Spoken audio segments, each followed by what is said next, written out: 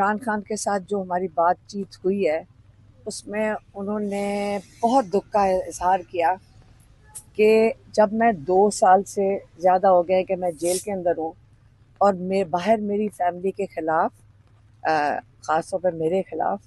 campaign چلائی جا رہی ہے، اور کہتے میرا پیغام باہر لانے کا یہ جو کیمپین چل رہی ہے یہ اس لیے چل رہی ہے کیونکہ میں نے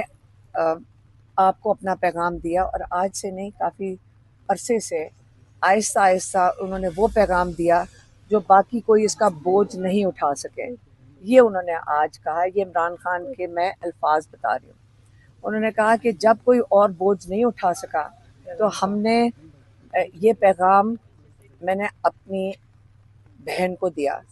کہ وہ آ کے باہر میڈیا کو دے دیں، اور اس وجہ سے